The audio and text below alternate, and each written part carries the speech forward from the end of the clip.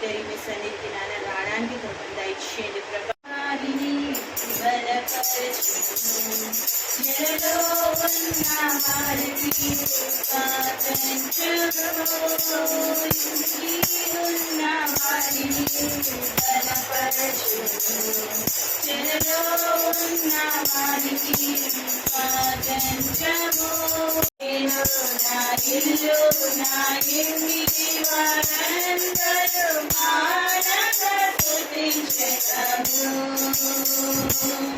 నీ కృపావలనను కాచి నే చెదరకము సాము స్తోత్రం.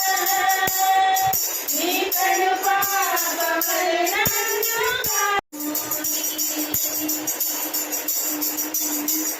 ఎంతటి ప్రేమనిది నిందగా కోరుకుంది మరువను యేసయ్యా.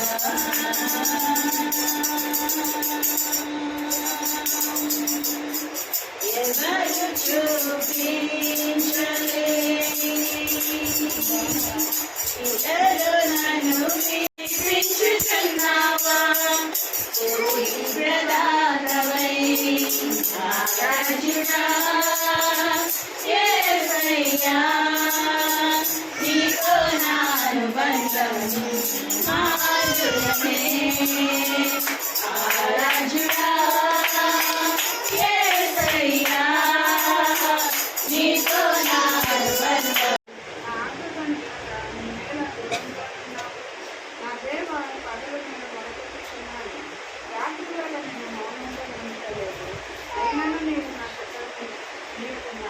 నీవు ఇశ్రాయేలు చేయు స్తోత్రము మీద ఆసీనుడవై ఉన్నావు.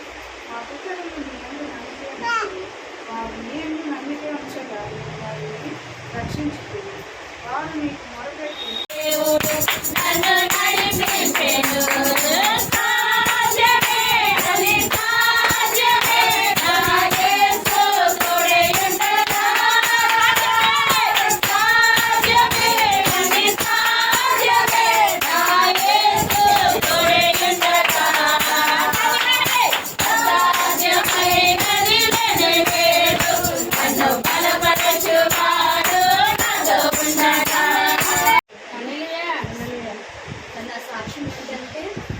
ఈరోజు నేను ఇలా బ్రతికి ఉన్నానంటే అది కేవలము నా తండ్రి నా యేసయ్యకు మాత్రమే.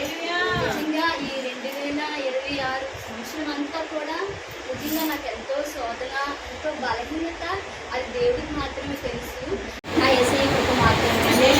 నిజంగా ఈ 2026 సంవత్సరం అంతా కూడా నిజంగా నాకు ఎంతో శోధన ఎంతో బలహీనత అది దేవుడికి మాత్రమే తెలుసు.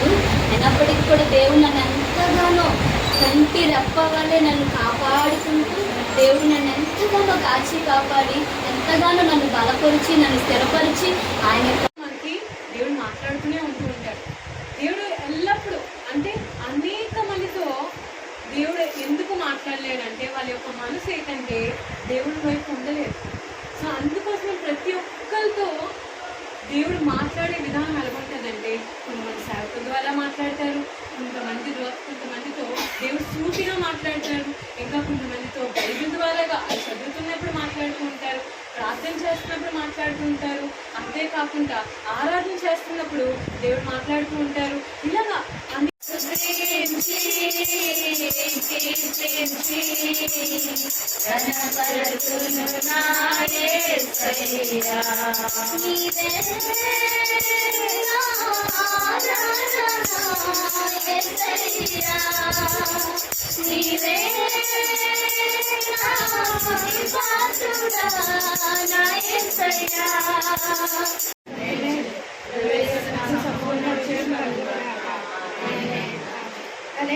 హల్లెలూయా.